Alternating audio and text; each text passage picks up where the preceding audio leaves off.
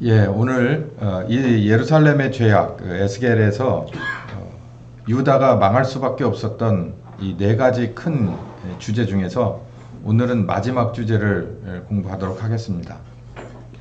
뭐 하나, 둘, 세 번째가 너무나도 이거는 정말 하나만 가지고도 이건 끝내버릴 수밖에 없는 그런 아주 정말 하나님으로서 용납할 수 없는 죄를 벌써 세 개고 하나가 더 있는데 네 개예요. 근데 제가 지난 수요일도 말씀드렸다시피 하나님이 자꾸 종아리를 때리려고 하는 아빠가 아주 매서운 회초리를 가져다가 놓고 하나님이 자꾸 머무적거리는 것 같아요. 내가 이렇게 할 수밖에 없는 이유를 계속해서 얘기하시는 것 같아요. 내가 예루살렘을, 내가 이 유다를 이렇게 할 수밖에 없는 이유를 계속해서 변명을 늘어놓는 것 같아요. 뭐 그냥 이거 굳이 너 이것 때문에 니네 얻어맞는다라고 얘기할 필요 없이 그냥 막 때려도 됩니다. 하나님이시니까. 근데 에스겔을 부르고 예레미야를 불러서 내가 이렇게 너희들한테 마음이 상했고 너희들의 죄악이 정말 내 보좌까지 올라왔으니 내가 이걸 그냥 둘 수 없는 상황이다라고 자꾸 얘기를 하는 거예요. 이 얘기는 무슨 얘기냐면 그냥 멸망시켜버리고 소멸시켜버리고 끝날 거라고 한다면 이렇게 하실 필요가 없습니다. 그냥 어느 정도 임계치에 이르렀으면 그냥 그대로 쏟아 부어버리면 그만이에요. 그런데 하나님은 미련이 남는 거예요.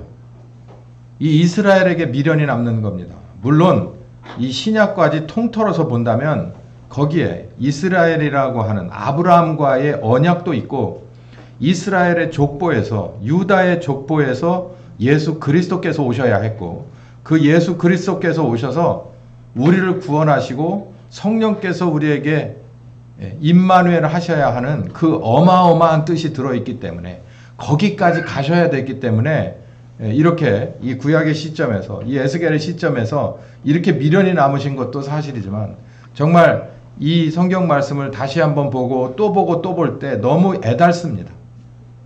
이런 사랑이 있을 수 있을까? 정말 뒤통수를 바라보는 것도 뭐 하루 이틀 1, 2년이지 이렇게까지 처참하게 뒤통수만을 바라본 사랑이 있었을까? 여러분 아마 이 네 번째 죄악을 들어보시면 여러분들도 인정하지 않을 수 없을 겁니다. 예루살렘은 망할 수밖에 없었구나. 지금도 현재 저 팔레스타인에 독립해서 살고 있고 매일 포성과 포연이 가시지 않는 저 예루살렘이 하나님을 얼마나 사랑하는지는 잘 모르겠어요. 그런데 여러분 어떻습니까?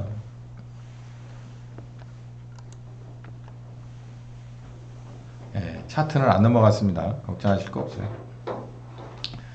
얼마나 사랑하는지는 모르겠지만 하나님은 아직도 포기하지 않고 계속해서 이 말씀이 진행 중이다라고 하는 말씀을 드립니다. 자, 본론으로 들어가서 네 번째 죄가 이런 건데요. 에스겔 8장 16절에서 18절까지 보면 그는 나를 성전 안뜰로 데리고 가셨습니다. 성전 안뜰이 이제 어딘지 제가 보여드릴 거예요. 그런데 성전 입구 현관과 제단 사이에 약 25명의 사람들이 있었는데 이 사람들이 성전을 등지고 동쪽을 향해서 태양에게 경배하고 있는 것을 보았습니다. 그러자 그가 나에게 말씀하셨습니다. 사람의 아들아, 내가 이것을 보느냐?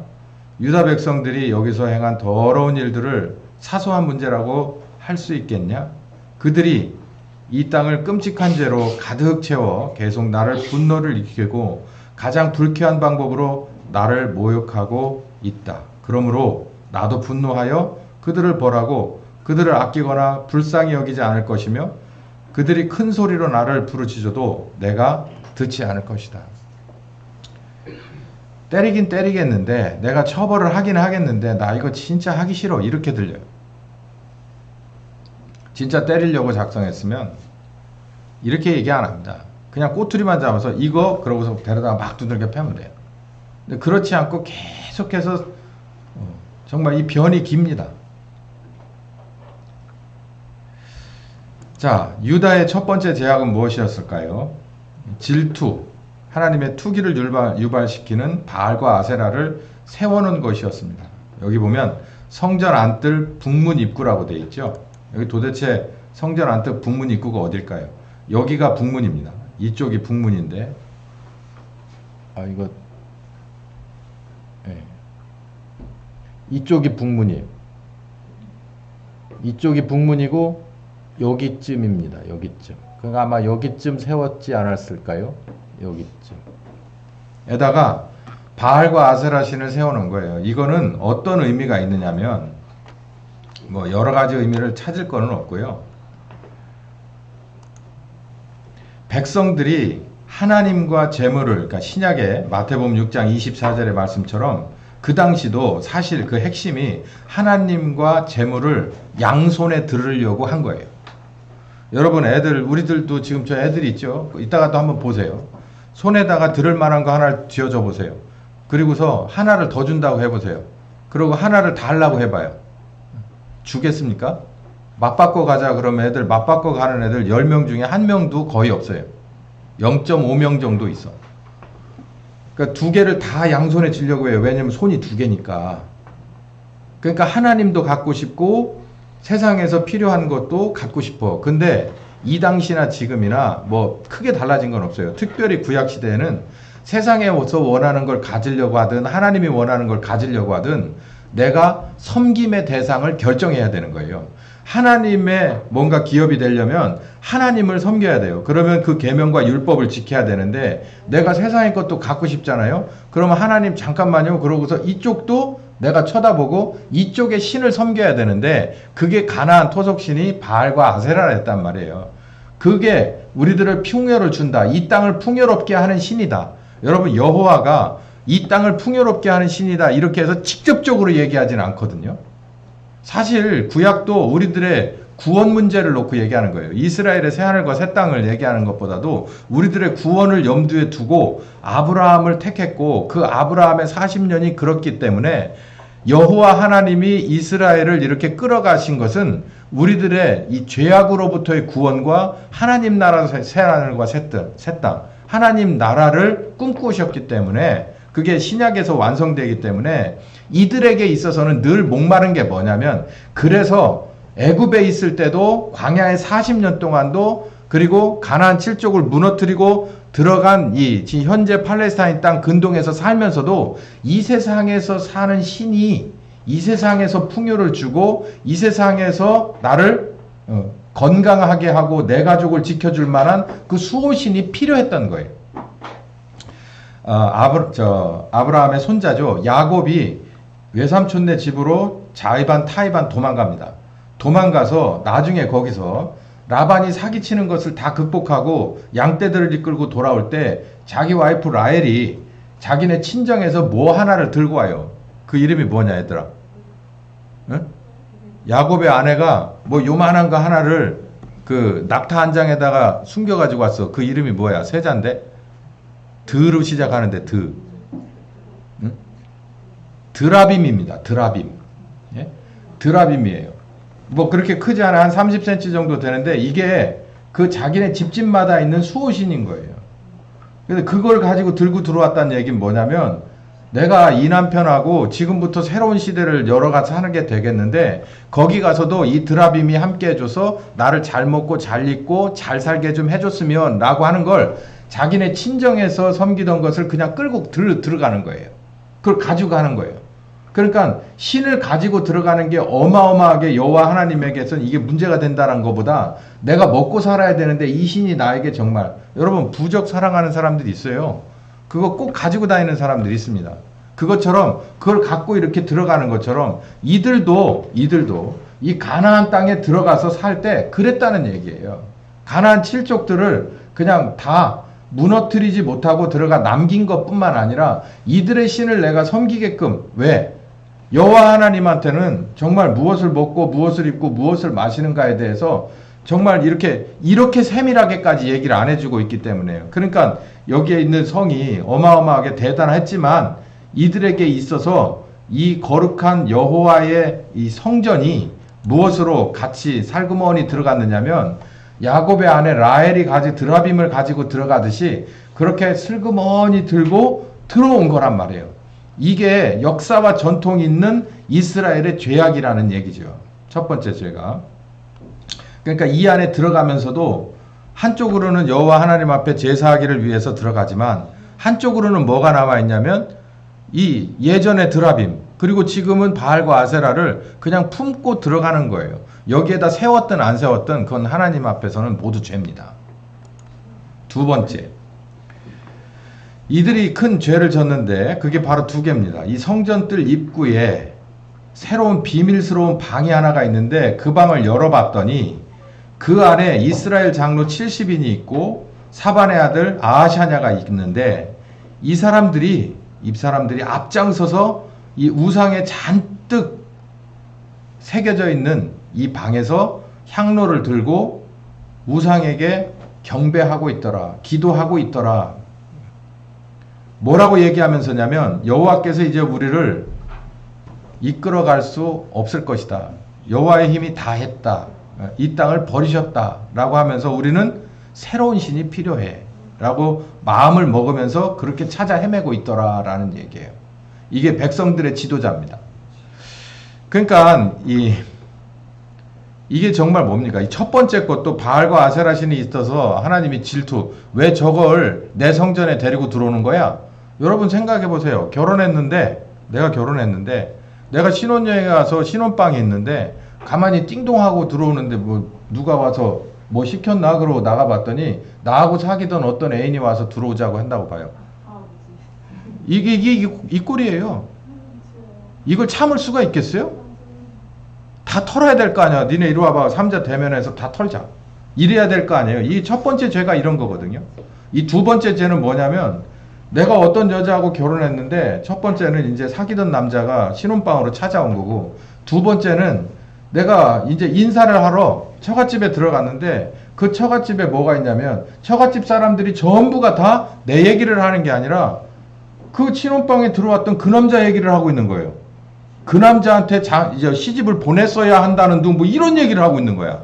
지금 이 얘기가 그거예요. 70인이 백성들의 지도자 70인이 누구 얘기만 하고 있는 거냐면 여호와는 힘 떨어졌어. 우리하고 상관없거든. 그러니까 저 옆에 있는 저 신을 데려다가 해야 되는 거 아니야? 라고 자기들끼리 지금 설왕설래 하고 있는 거예요.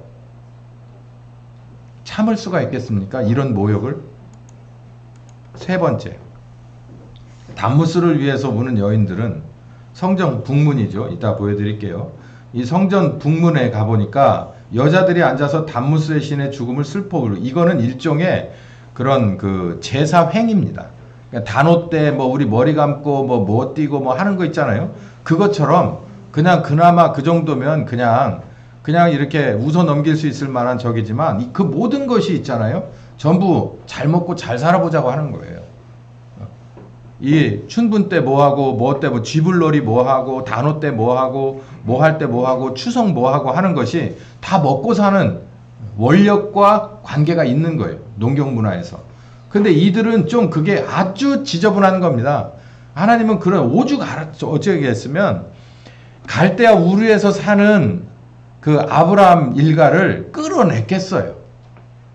그걸 왜 끌어냈겠어요? 거기 정말 딴 데로 나가면 정말 살기 너무너무 힘든데 왜 그럼에도 불구하고 전기도 없고 요즘으로 말하면 전기도 없고 수도도 없고 화장실도 없고 뭐 이런 데로 그냥 있는 거는 그냥 광야 같은데 그냥 버려진 지 20, 30년 된 밭으로 이렇게 끌어내는 거예요. 너 여기서 개간하고 여기서 나오는 물을 먹고 여기서 한번 나하고 같이 살아보자 이 얘기예요. 오죽했으면 그랬겠냐는 거예요. 여기 단무스도 마찬가지입니다. 이거는 한마디로 말해서 성전 북문으로 내려갔는데 여기에요. 아까 말씀드린 대로 성전 북문은 여기 이게 바깥 북문이고 이게 안쪽 북문이거든요. 여기 어딘가에 제단까지 가진 않고 여기 어딘가에서 여자들이 막 징징 울고 있는 거예요. 그 얘기는 이제 무슨 얘기냐면 유다의 성적인 타락을 말해요. 요한일서 2장 16절에서 17절에 보면 이 세상의 모든 것이 육체의 정욕과 안목의 정욕과 이생의 자랑이다 라고 얘기를 했거든요. 이 단무스 신이라고 하는 것이 꽤 아주 지저분한 신입니다. 생각보다. 우리들은 지금 조선왕조 500년 동안 유교의 문화 속에서 남녀 칠세 부동석이고 그리고 양 이렇게 해서 쫙 갈라놓는 이런 걸 해놓고 그리고 거기에 대상인 여자들을 이렇게 막 꽁꽁 싸매는 탈레반처럼 전 그래서 저기 성리학 탈레반이라고 부르거든요. 너무나도 폐쇄적인 이런 그 담을 막 사람이 넘어갈 수 없는 담을 남성과 여성에게 이렇게 그런 문화 속에서 일종의 종교 속에서 우리가 살았기 때문인데 여기 이 사람들은요 어디와 갔다 그럴까요?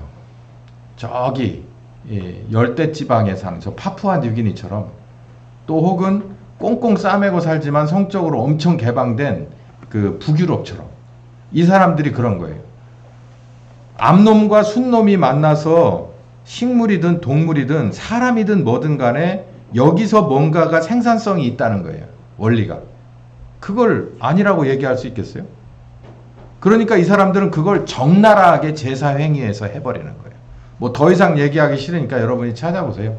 단무스 제사 그래가지고 구글에 쳐보시면 18금입니다. 애들하고 보실 때는 지도해 주셔야 돼요. 그 지저분한 걸 이 사람들이 했어요. 소돔과 고모라가 왜 망한지 아시겠죠? 이걸 성전에서 그 짓을 했어요. 그러니까 그러니까 이 예루살렘 성전에서 그랬냐? 그거는 아닌데요. 지금 여기서 이 예루살렘 성전이 지금 이게 요 성전 구조가 에스겔에게만 환상으로 보여준 성전 구조입니다. 이게 솔로몬 성전은 아니에요. 에스겔에게만 환상으로 보여줬어요. 이건 뭘 말하냐면 이스라엘의 신앙의 그 중심이 예루살렘에 있는 이 예배를 드리러 오는 사람들의 중심이 이렇다라고 하는 것을 남유다의 신앙 수준과 상태를 보여주는 거예요. 이들의 성적인 타락이에요. 완벽하게 타락되어 있어요. 여기 여호와 하나님이 광야로 끌어내서 애굽도 그런 데였지만 광야로 끌어내서 계명과 율법을 주시면서 계명 안에 그랬어요. 내 이웃의 아내를 탐내지 마라. 그 계명이에요. 10계명 중에. 철저했습니다. 갈대아 우르에서 끄잡아 내신 그 계획도 그거예요. 갈대아 우르도 내내 이거하고 대동소이해요. 그러니까 거기서 분리되라고 하는 거예요. 나는 네가 거기서 분리됐으면 좋겠어. 그래서 끌어낸 겁니다. 그런데 이 사람들은 그 끌어내서 하나님이 새로운 땅이라고 준 약속의 땅에 들어가서 이 짓을 하고 살았어요. 이게 세 번째 죄고 네 번째 죄입니다. 성전을 등지고 태양을 경배하는 25명. 여기 성전 안뜰 이따 보여드릴게요. 제단 사이에 25명이 동쪽을 향해서 성전을 등지고 동쪽을 향해서 태양에게 경배하는 꼴을 내가 봤다. 여기가 안뜰이죠. 여기가 이제 여기가 제단입니다. 여기서 제사를 드리는 거예요. 그리고 여기가 성소예요. 그리고 이 안에가 지성소.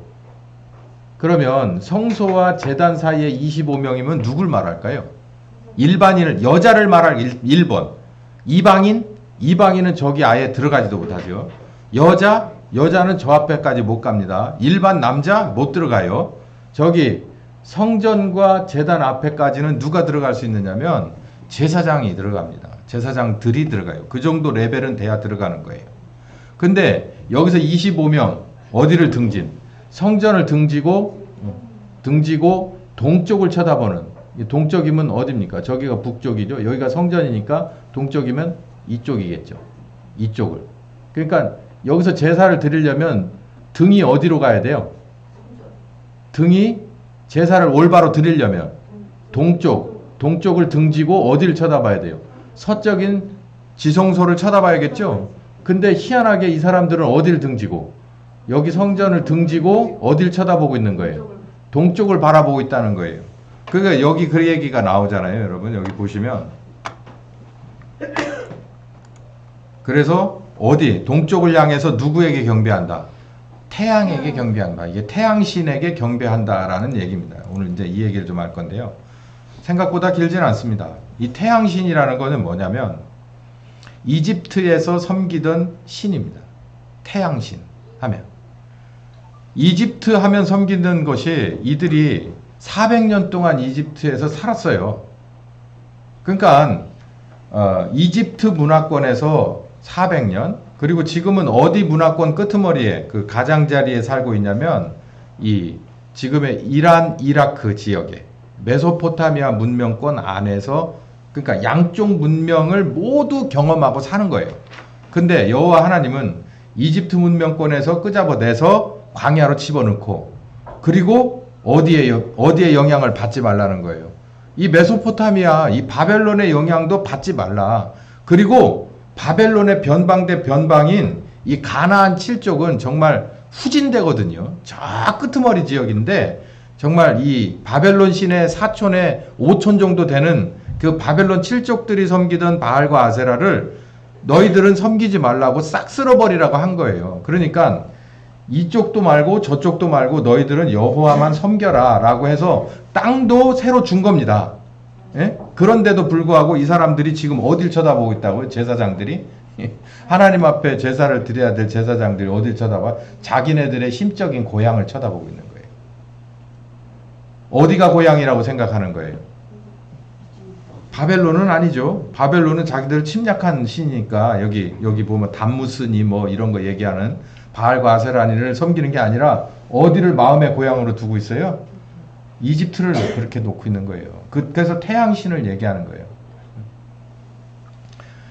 그러니까 이스라엘은 항상 양쪽의 공격을 받았어요. 애굽의 이 바로의 태양신, 그리고 메소포타미아권의 바벨론, 뭐 기타 이름들이 쭉 바뀌는데요. 나중에 로마까지 가죠. 예수님 당시에 거기서 있는 뭐 아세라와 그리고 뭐 바알과 뭐 기타 등등의 잡신들이 항상 양쪽에. 그러나 이 둘의 개념은 똑같아요. 왜 태양신을 섬겼을까요? 이집트에서는 그 태양의 아들이 누구라고 하는 거예요? 애굽의 왕이에요. 바로가 태양의 왕인 거예요. 그러니까 자기들의 왕이 곧 뭐가 되는 거예요? 신이 되는 거예요. 그래서 그 무덤을 그렇게 화려하게 하려고 그 약소 민족들을 데려다가 그렇게 어마어마하게 다스려서 그렇게 무덤을 짓고 그렇게 탑을 쌓고 별짓을 다 한 거 아닙니까? 근데 거기서 살던 게 그렇게 뭐가 좋다고 거길 자꾸 쳐다봐요. 이 마음, 이걸 이렇게 보면서 제가 참 반성을 많이 했습니다. 저도 뭐에 하나를 꽂히잖아요. 그럼 묻지도 말고 따지지도 말고 그게 머릿속에서 사라지가 않아. 모든 게 다 그걸 중심으로 움직이는 사람이에요. 그런 스타일이거든요. 근데 이 사람들도 자기네들이 한번 거기서 살아본 적도 없는 사람들인데도 이 25인이, 그러니까 이 성전에서도 아주 그 탑 클래스가 어디만을 쳐다보고 있냐면 그 마음의 고향으로 전설 속에 있는 태양신이 있다는 이집트를 쳐다보고 있는 거예요. 그런데 여기서 가만히 보세요.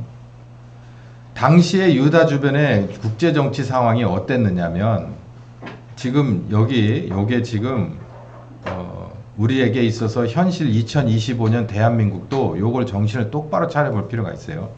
아까 처음에 저 북문 어딘가 근처, 안쪽 어딘가 근처의 바알과 아세라는 사실상 어떻게 보면 국제 정치와는 상관없이 이스라엘 내부의 죄입니다. 남유다 내부의 죄예요. 두 번째도 그렇고 세 번째도 그래요. 근데 이 네 번째 거는 이게 어디로 이렇게 쑥 불거져 올라오느냐면 당시의 국제 정치 가운데 한 복판으로 쑥 하고 물속에 저 깊은 심해 있던 잠수함이 핵폭탄급 잠수함이 쑥 모든 해군들이 전부 둘러싸고 있는 그 한중간으로 쑥 하고 올라온 거예요. 그래서 결국은 이스라엘이 이것 때문에 남유다가 이것 때문에 망합니다. 당시에 유다 주변의 국제 상황은 이랬어요. 유다는 20대 시드기야 왕 때 봐요. 618년에서 586년. 그럼 북이스라엘은 이미 뭐 했을까요? 망했죠. 721년에 아수르에게 멸망을 했으니까. 남유다만 하나께 외롭게 있으면서 주변에 있는 자기네 형제국이었던 북이스라엘이 망하는 것도 눈으로 보고, 그리고 북이스라엘을 쳐들어와서 그렇게 잔인하게 멸망시켰던 아시리아도 봤고, 아시리아가 그렇게 설칠 정도면 주변에 있는 그보다 더 큰 나라들은 어땠겠어요? 남유다를 넘실넘실하고 있었겠죠. 그런 상황에 위태롭게 떠있는 섬과 같은 이 남유다에 시드기야라고 하는 왕이 20대 왕이 통치를 하고 있었는데, 시드기야는 3년 뒤에 모압과 암몬, 두로, 시몬, 에돔, 이거는 자기들과 비슷한 그러니까 큰 제국들 사이에 있던 요만한 나라들이에요. 지금으로 보면 우리나라, 저 베트남, 저 태국 이런 이렇게 조각조각 나라들을 말하는 거예요. 이쪽에는 중공이 있고 저쪽엔 일본이 있고 저 멀리에는 인도가 있고 배 타고 미국이 들어오고 지금 그런 사이에 이 동남아 동북아의 조각 나라들 있잖아요. 그것처럼 여기 시드기야 3년에 남유다와 모압과 암몬과 두로와 시도와 에돔이 이게 이 유다 주변의 군소국가들이 어떤 권위를 받냐면은 애굽의 권유를 받아가지고 바벨론에 저항하는 연대를 만들자라고 얘기를 했어요. 구약 성경에 나오는 얘기입니다, 이게. 그러니까 바벨론이라고 하는 세력이 어마어마하게 큰 세력이 일어나서 이제 넘실넘실하고 있는데 이 주변에서 바벨론, 아까 말씀드렸죠. 바벨론은 메소포타미아 문명권 중심에 이 티그리스 유브라데스 강 사이에 있는 지금도 거기에 있는 나라들이 작지 않잖아요. 그 나라들 중에 정말 이거다라고 하는 당시의 제국으로서 이렇게 우뚝 솟았던 그 나라 중에 하나가 바벨론인데 그 바벨론을 누가 경계하고 있냐면 북이스라엘이나 남유다가 상대가 안 돼요. 근데 누구는 상대가 되냐면 그 당시에 점점 기울어 가던 애굽, 이집트는 정말 큰 위험 요소예요. 한순간에 그냥 쑥 밀고 어디까지 들어올 수 있냐면 이집트까지 들어올 수 있는 거예요. 그러니까 이집트 입장에서는 앞에다가 뭘 세워놔야 되겠어요? 방패를 세워놔야 하잖아요. 요즘 쉬운 말로 고기 방패를 세워야 되지. 그러니까 이 슬그머니 얘네들한테 접근을 해서 그럽니다. 니네들이 연합을 해서 여기 나오잖아요. 남유다, 모압, 암몬, 두로, 시몬, 에돔 이 나라들을 애초에 애굽이 그렇게 이렇게 잘 존중해주는 젠틀한 관계가 아니었어요. 맨날 가가지고 조공받고 맨날 가서 저기 정치적으로 개입하고 이러던 관계였거든요. 여러분 가만히 생각해보세요. 지금 우리나라 처한 거라고 똑같아요. 그런데 그럼에도 불구하고 얘들이 말을 듣습니다. 왜냐하면 바벨론이라고 하는 나라에 대해서 자기네들이 앞에 이렇게 방백을 치고 서는 거예요. 그러니까 애굽 입장에서는 정말 땡큐죠. 왜냐하면 자기네들을 치러 들어오려면 저 조물아기들 같은 것부터 치고 들어와야 될 테니까 그러면 약해질 거고 그럼 우리가 한번 싸워볼 만하지 않겠어? 이렇게 되는 거예요. 이 배후 세력이 애굽입니다. 그래서 이 지금 이 제사장들은요 순수한 야훼 하나님의 제사를 모시는 사람들이 아닌 거예요. 정치인입니다. 정치인인 거예요. 여기 있는 25명은. 그래서 어딜 쳐다보냐면 애굽을 쳐다보고 있는 거예요. 백성들은 그리고 백성들의 지도자들은요. 그냥 내가 이 땅에서 잘 먹고 잘 살아보겠다라고 하는 생각으로 이방신을 끌어들인 거고 마음속에 품은 거지만 여기에 있는 나름대로 성전이라고 하는 것을 이렇게 어딥니까? 인도라 같은 나라에서도 지금도 신분제가 있지만 제일 첫 번째 신분제가 어디예요? 왕족 바로 밑에가 뭡니까? 중세시대 때도 마찬가지지만 성직자잖아요. 성직자. 여기도 그렇잖아요.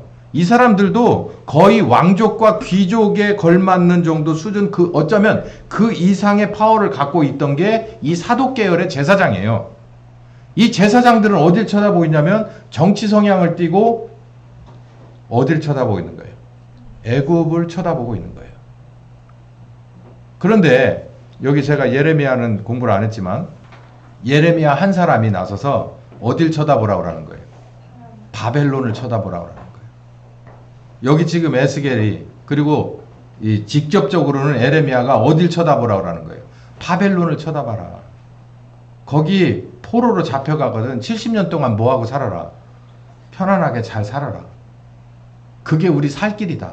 그리고 거기 바벨론을 쳐다보고 살으라고 하는데 여기 있는 제사장들은 다 어딜 쳐다보고 있다고요?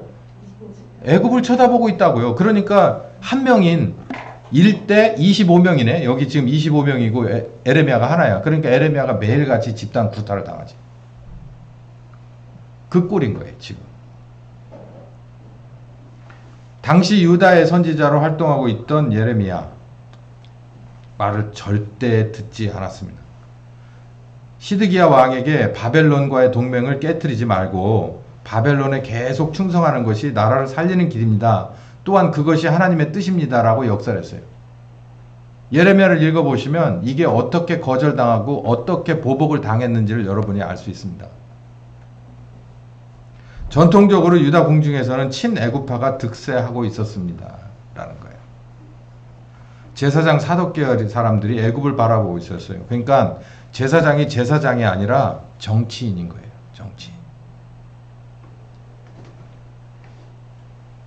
제가 굳이 뭐 지금 있는 어디 당을 설명하고 그럴 필요가 있겠어요? 뭐 중공이 뭐 어떻고 뭐 이런 얘기. 목사들이 이거 무슨 뭡니까? 지금 사전투표 얘기 안 하고 부정투표 얘기 안 하고 하는 게 정치적인 성향이다. 중도다. 거짓말이라. 근데 제가 그런 얘기를 연결시킬 필요가 없잖아요. 너무나도 딱 들어맞잖아요. 지금 우리하고. 밑에는 밑에대로 썩었어요. 백성들의 지도자뿐만 아니라 그 밑에가 모두가 다 썩었어요. 하나님도 섬기고 싶고 이 세상에서도 갖고 싶은 게 있어요. 우리도 똑같아요. 이 사람들이 그랬어요. 위로 올라가면 갈수록 가관인 게 맨 탑 클래스에 가서는 애굽을 바라보고 있어요. 이건 정치인이에요. 근데 국제 정세를 보려면 똑바로나 보든가. 여러분, 여기 우린 이미 지난 거예요. 그 역사의 이프는 없어요. 우리 모두 다 알고 있습니다.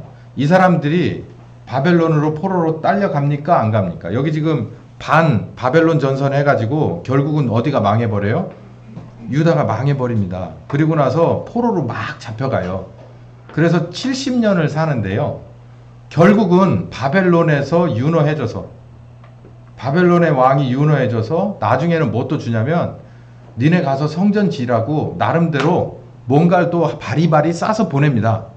나무도 주고 뭣도 주고 리더십도 챙겨주고 이래서 가가지고 성전 건축하고 니네 나라 가서 살으라고 했어요. 바벨론이.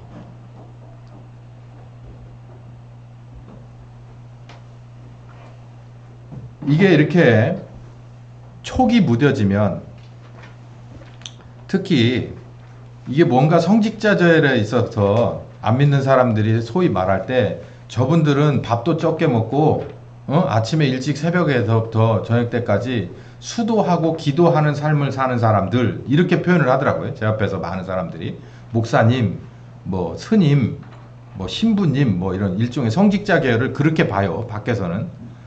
그러면 여러분 최소한 우리가 저 평범한 사람들보다는 우리가 한층 정도는 올라가서 두리번거릴 줄 알아야 되지 않겠습니까?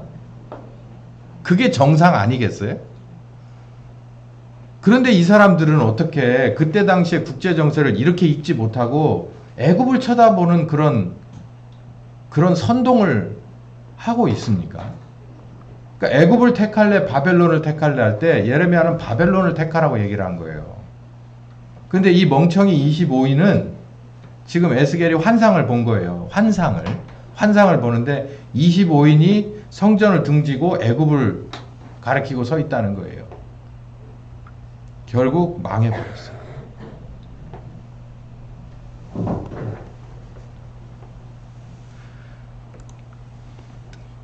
내가 그래서 분노하고 벌해버릴 것이다. 이게 오늘 본문이에요. 백성들은 두 주인을 섬기려 하고 유다 사회 지도층들은 그 저변에 뭔가 새로운 신이 필요하다라고 생각했어요.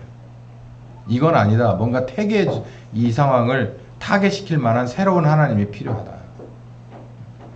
유다는 완벽히 뭐 정말 도덕적으로 완전히 타락해 버렸습니다. 그리고 이 제사장 계열의 사람들은 애굽을 바라보는 아주 잘못된 정치 성향을 갖고 있었어요.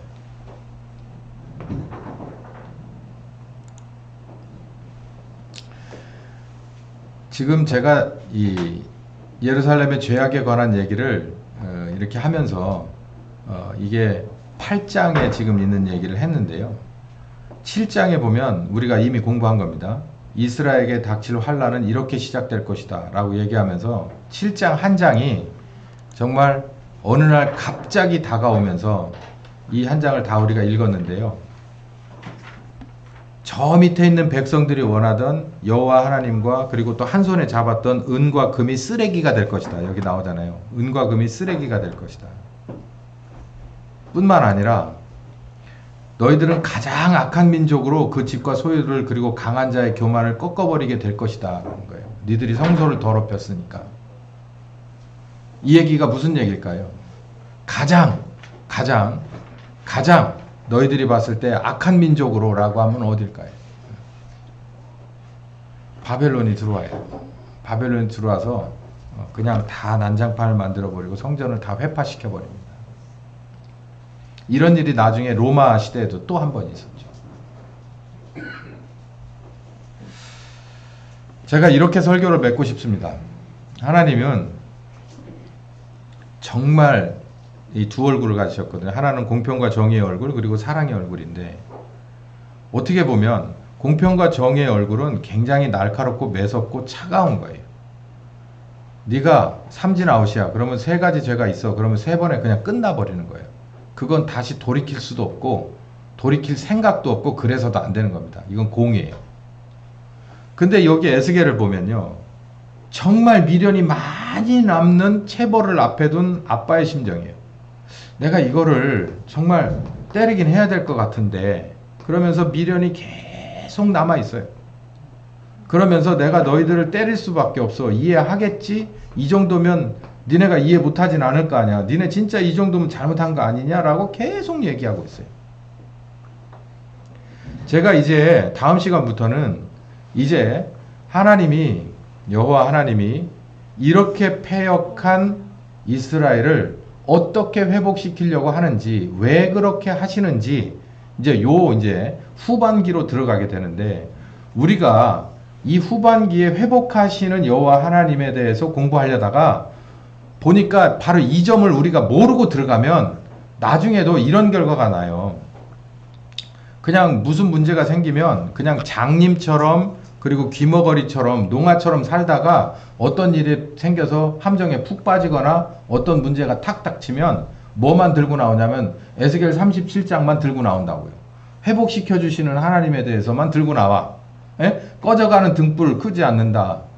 그 심지에다가 기름 쳐서 피운다. 상한 갈 때도 꺾지 않는다. 그것만 들고 나와. 근데 문제가 뭐냐면 그 일이 계속해서 반복된다는데 문제가 있어요. 반복된다는데. 그러니까 우리가 병원에서 의사를 만나서 이렇게 많이 아파서 왔어요. 이거 살려주세요. 그러니까 뭐 시술도 하고 수술도 하고 주의사항 줘가지고 한 달 정도 고생하다가 나왔어요. 퇴원했어. 그러고 나갈 때 그러잖아요. 요거 하시면 안 됩니다 라고 얘기를 해주는데, 그럴까 하다가 그렇게 해야지 이것도 끊고 저것도 하고 이것도 운동도 하고 뭐가 또 해야지 라고 하면서 또 문제를 발생시켜서 또 들어가면, 누가 그러대? 이런 속담이 있다고. 한 번 속는 거는 내 문제, 상대방의 문제지만 두 번 속는 건 누구 문제라고요? 내 문제라는 거예요. 내가 처음에는 모르고 그 일을 그냥 그 지뢰를 밟을 수는 있지만, 다시 한번 기회가 왔는데 내가 정신 못 차려서 그 지뢰를 다시 밟으면 그건 내 문제라는 거예요. 여기 지금 우리도 마찬가지예요. 에스겔이 회복시켜주는 골짜기 얘기를 하잖아요. 그러면 그것만 붙들고 앉아서 부적처럼 필요할 때마다 꺼내 놓습니다. 에스겔 37장 펴놓고 막 이러고 해요. 근데 그거 효과 없어요, 여러분. 여기 봐요. 에스겔 37장만 있는 게 아니잖아요. 에스겔이 전체가 다 있어요. 그럼 전체를 다 읽어봐야 될 거 아니에요. 전체를 다 읽어보면 이런 얘기가 있다니까. 너희들 이렇게 해서 매 맞아야 돼. 너희들 이렇게 해서 70년 동안 매 맞아야 돼. 라고 하는 이유가 분명히 있어요. 그러면 그 점을 처음부터 끝까지 알아야 됩니다. 너희들 이렇게 다 혼나? 저렇게 하다 혼나? 그러다가 진짜 혼나? 니네들은 4가지 죄를 졌어. 지금 공부하는 거예요. 그러면서 어디로 가게 되냐면 70년 동안 잡혀가게 돼 있어요. 그리고 70년 동안을 남의 나라 강가에서 노역을 하면서 삽니다. 어디서처럼? 애굽에서처럼요. 그러면서 70년 내내 누구한테 기도하는 거예요? 하나님 앞에 기도할 수밖에 없어요. 왜냐하면 얘기해 줬잖아. 니네가 이러한 잘못 때문에 가는 거다. 그러면 70년을 정확하게 살아야 됩니다. 어떤 의도대로. 거기 보낸 하나님의 의도대로 살아야 돼요. 다시는 뭐 하지 않으려고. 여기로 다시 돌아오면 안 되니까. 구약이 그럴진데 신약의 우리는 어떨까요? 신약의 우리는 하나님이 안전장치를 더 걸어놨어요. 예수로 말미암아서 우리를 구원하고 있죠. 그리고 목사를 통해서 성경을 가르치고 교회라는 울타리를 쳤어요. 이게 얼마나 2중 3중의 안전장치입니까? 그런데 이보다 더 심각한 정말 확실한 안전장치는 성령 하나님이 그 한 사람을 따라다녀요. 그 사람의 속에서 따라다닌다고. 이보다 더 안전장치가 어디 있어요? 뭐 하지 말라고? 2번 당하지 말라고. 2번 당하지 말라고. 한 번 살려줬으니까 2번째로 가지 말라고.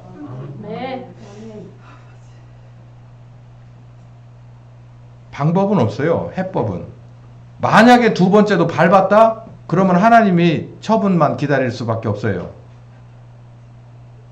끝낼 거면 끝내는 거고 다시 기회 줄 거면 기회 줄 건데 그건 하나님의 손에 달렸어요. 여러분 불공평합니까? 이게 불공평해요? 제가 설교에 모두에 말씀드렸죠. 여러분 모두 발뒤꿈치 하나씩은 다 잡혀 있어요. 그 왜 그렇게 해놓은 줄 아세요? 성령 하나님만 안전장치 가지고 안 되니까 우리에게 있어서 내가 딴 건 몰라도 이 문제 가지고는 하나님 앞에 납작 엎드릴 수밖에 없는 거 하나씩은 다 줬다고요. 그거 없으면 후루룩 날아가 버릴 것 같으니까. 이게 사랑입니까? 저주입니까? 전 사랑이라고 생각해요. 저는 제 어깨를 짓누르는 이 여기 깊게 박힌 낚싯바늘 2개가 얼마나 감사한지 몰라요. 그렇지 않다면 저는 엄청 교만해. 이보다도 더 교만해졌을 거고 목사 안 하고 있어 지금. 네, 특별히 잘난 건 없지만 최소한 목사는 안 하고 싶어. 근데 그 낚싯바늘이 어느 정도 선 돼서 이렇게 팽팽해지면요. 제가 그거 하나 압니다. 아 이거 팽팽해졌네. 더 가면 어떻게 될까요? 낚싯바늘 꽂혔는데 팽팽해졌는데 미친놈처럼 쑥 하고 달려가면 어떻게 될까요? 쭉 찢어져요. 그 누구 살 찢어져요? 내 살 찢어지지. 내 살. 그러니까 전 그거 안다니까요. 그러니까 이게 좀 팽팽해져서 이거 긴장감이 있다? 하나님하고 나 사이에? 그러면요. 그냥 엎어집니다. 그냥 그 자리에서 무릎을 확 꿇어버려요. 뭔가 소식을 딱 들었는데 이거는 하나님과 나 사이에 뭔가 팽팽해진 느낌이 든다? 그러면요. 절대 전진하지 않습니다. 그냥 거기서 무릎 꿇어요. 발발발발 기는 거예요. 여러분 이게 우리가 정말 두려운 하나님입니까? 이게 하나님의 마음을 안 상하게 하고요. 우리가 정말 안 아픈 거예요. 여러분 매를 갖다 놓으면 다 빌면서 왜 나쁜 짓을 해요? 매를 갖다 놓으면 싹싹싹싹 비는 놈이 내가 정말 용서해 줄게. 내가 이거 꾹 참고 내 자존심 상기고 내가 이거 매를 다시 뒤로 빼줄게 라고 하잖아요. 그럼 이놈이 또 해요 또. 제가 아들이 둘 있는데 한 놈은 매를 갖다 놓으면 정말 구차리만큼 비는 놈이 하나 있어요. 막 살려달라고. 에? 근데 하나는 그냥 묵묵하게 맞는 놈이 있어요. 근데 누가 더 쉽게 매를 들게 할까요? 전자예요, 전자. 여러분, 우리 이 에스겔을 읽으면서 이제 다음 시간부터는 이렇게 희망에 사로잡힐 텐데 뭘 하나 알아야 되냐면 반드시 하나님은 이유 없는 건 없어요. 살아가는 자에게 이 사생자가 아니면 사생자는 이 채찍이 없어요. 살아가는 자에게 간섭이 있어요. 너 그러고 지적하고 너 똑바로 봐 앉아 일어서 지적하고 너 이거 빨리 해 이렇게 하고 안 되면은 와서 툭 건드리고 그렇지 않으면 안 되잖아요. 정말 안 되면 막 달려가는 놈 발 탁 걸어서 넘어뜨립니다. 왜요? 좀만 더 가면은 못 돌아올 상황 되니까. 여기 지금 남유다도 그래요. 참고로 하나 더 말씀드리면 하나님은요 당신이 원하는 건 반드시 해냅니다. 반드시 얻어내요.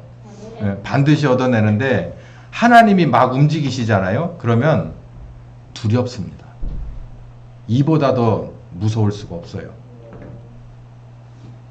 여기 지금 하나님이 움직이시기 전에 차분히 앉아서 너희들에게 이거 잘못했어 라고 유다를 훈계하시고 마지막으로 하시는 장면이에요. 그 다음에는 요즘 애들 말대로 얄짤 없어요. 그냥 다 뒤집어 엎어지고 성전 다 깨지고 그 인원들 정말 쓸만한 인원들은 전부 어디로요? 굴굴이 엮여서 바벨론으로 끌려가게 돼요. 왕족이고 뭐고 의미가 없어요. 그냥 다 끌려가는 거예요. 그 다음부터는 정말 그 진흙바닥에서 기면서 70년을 살아요.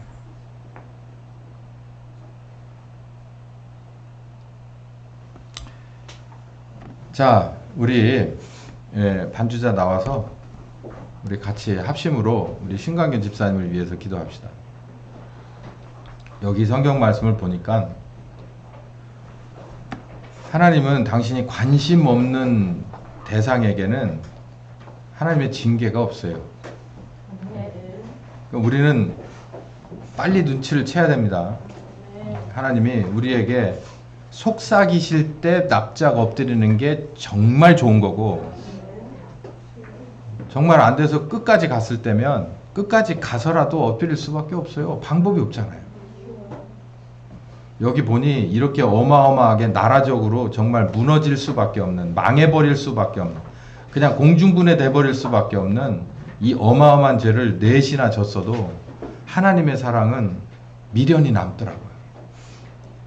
가나안 70년 뒤에 새로운 이스라엘과 그리고 예수 그리스도께서 오실 것이 연결되어 있는 것을 볼 때 우리 개개인의 문제도 그 가운데 다 들어 있습니다. 우리가 하나님 앞에 이 시간 같이 기도할 것은 우리 병상에 누워있는 우리 신광균 집사님을 위해서 기도로 돕는데, 신광균 집사님이 정말 지금 이 상황에서 바라볼 자가 누가 있겠어요? 하나님밖에 없습니다. 온갖 생각이 다 머릿속에서 마구 지나가고 있을 거예요. 정말 어마어마하게 하나님과 많은 대화를 할 수밖에 없는 상황이죠. 뭐가 그 중간에 들어갈 수가 있겠어요? 우리들 중 누구도 그렇게 할 수 없어요. 우리가 기도로 도웁시다. 하나님, 정말 인생의 막장에 몰렸습니다. 의사들은 후유증이 만만치 않을 거라고 얘기합니다. 정말 하나님 앞에 이 시간 간절히 기도합니다. 하나님, 인간의 생사화복뿐만 아니라 우리들의 구원 문제를 손에 쥐고 계신 하나님, 그런데도 우리가 하나님 알아보시지 못하고 그 어마어마한 은혜와 사랑을 잊고 살아도 밑빠진 독에 물 붓기 마냥, 여기 지금 이스라엘 나온 것 마냥 양손에 하나님도 잡고 싶고 세상도 잡고 싶어 하는 게 우리입니다. 그게 잘못된지도 모르고 사는 게 우리입니다. 구약 사람도 아니고 신약 사람입니다. 주님, 우리가 먼저 이 문제를 회개합니다. 병상에 누운 집사님이나 우리나 사실 다른 게 병상에 있느냐 걸어 다니느냐의 차이밖에는 없습니다. 이 교회와 여기에 하나님의 은혜를 직접적으로 받은 모두를 불쌍히 여겨 주시옵소서. 우리들 대표로 신집사님이 저렇게 누웠는지도 모르겠습니다. 주님, 예외가 있습니까? 주님, 모두 하나하나 그 어마어마한 은혜 입어서 목사로 세워놓고 집사로 세워놓고 결혼시켜서 자식 두고 배우자 주고 그 어마어마한 경제적인 어려움에서도 이 정도 숨통 쉬고 살게 하는 게 하나님 은혜 아니면 뭡니까? 우리가 알아들였습니까? 그 십자가 복음이 여기저기 있는 게 아니라 정말 찾기 어려운 복음이 우리가 찾으려고 애를 쓰지 않았어도 우리는 여기서 이 물을 먹고 20년을 살았는데 감사하다고 정말 몸부림쳐 본 적이 있는지, 이 감사 때문에 내가 내 삶의 일부분을 포기해 본 적은 있는지,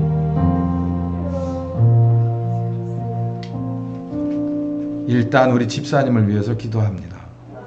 어쩌면 우리를 대신한 것, 병상에 누워있는 우리 집사님을 위해서 기도로 돕습니다. 주님, 이 모든 상황을 잊어버리고 주님 앞에 정말 호롤단신 서게 하여 주시옵소서. 부르셨사오니 그 앞에 서게 하여 주시옵소서. 비록 내가 주님 앞에 드릴 것 없고 면목이 없어도 서게 하여 주시옵소서. 살리시는 하나님인 걸 믿습니다. 구원하시려고 하나님인 걸 믿습니다. 모든 일은 하나님의 뜻 안에 있는 걸 믿습니다. 그 앞에 서게 하여 주시옵소서. 그 앞에 고백하게 하여 주시옵소서. 거룩하게 하여 주시옵소서. 그 앞에서 주님의 은혜를 받게 하여 주시옵소서. 주여 한번 부르고 기도합시다. 주여, 살아계신 하나님, 우리를 위하여 아들을 보내신 하나님, 주여 아버지 아쉬운 게 또 있어서 이 교회가 공로와 주님을 찾습니다. 주여 불쌍히 여겨 주시옵소서. 주여 우리가 귀한 은혜를 얼마나 많이 받았습니까? 이 교회만한 교회가 있습니까? 여기 있는 한 사람 한 사람만의 사람이 있습니까? 주여 아버지, 우리가 이 귀한 생수를 이렇게까지 값없이 먹고 마셨어도 우리 하나님의 귀한 은혜를, 아버지 함께 하시는 귀한 은혜를 지금까지 받아들였어도 우리가 어떻게 살았습니까? 주여 아버지, 말로 할 수 없는 아버지 이 죄악을 용서하여 주시옵소서. 아버지 우리들의 지체 가운데 아버지 한 사람이 병상에 누웠습니다. 아버지 이게 작은 일이 아닙니다. 아버지여 불쌍히 여겨 주시옵소서. 아버지여 불쌍히 여겨 주시옵소서. 여기 있는 한 사람도 예외 없이 아버지 집사님과 같은 삶을 사지르며 살았습니다. 배은망덕하게 우리는 살았습니다. 주여 불쌍히 여겨 주시옵소서. 주여 불쌍히 여겨 주시옵소서. 주여 불쌍히 여겨 주시옵소서. 우리 신광현 집사님을 불쌍히 여겨 주시옵소서. 불쌍히 여겨 주시옵소서. 불쌍히 여겨 주시옵소서. 우리가 회개하며 나갑니다. 우리가 먼저 회개하며 나갑니다. 오 주여, 기도로 덮습니다. 기도로 덮습니다. 아버지여 홀로 남았습니다. 홀로 섰습니다. 홀로 섰습니다. 주님이 불러서 홀로 섰습니다. 아버지여 불쌍히 여겨 주시옵소서. 불쌍히 여겨 주시옵소서. 불쌍히 여겨 주시옵소서. 오 주여 불쌍히 여겨 주시옵소서. 주여 불쌍히 여겨 주시옵소서. 당신의 거룩하신 이름을 위하여 불쌍히 여겨 주시옵소서. 아버지의 이름을 위하여 아버지의 거룩한 이름을 위하여 불쌍히 여겨 주시옵소서. 불쌍히 여겨 주시옵소서. 불쌍히 여겨 주시옵소서. 주님 앞에 새로운 준비되게 하시고 새로운 비전을 허락하여 주시옵소서. 오 주여 불쌍히 여겨 주시옵소서. 지금은 우리 주 예수 그리스도의 은혜와 아버지 하나님 극진하신 사랑하심과 성령님의 교통하시는 역사가 이제 예루살렘의 네 가지 죄악을 다 보면서 빠질 수 없는 이 나라의 죄악과 우리 신강균 집사님의 병상의 누움을 보면서 우리 또한 네 가지 죄에서 벗어날 수 없다는 것을 깨달으며 다 같이 회개하고 하나님의 귀한 은혜를 간구하며 특별히 이제 새로 시작하기를 원하는 한심령과 가정과 특별히 병상에 놓은 신광균 집사와 함께 하시기를 예수 그리스도의 이름으로 간절히 축원하옵나이다. 아멘.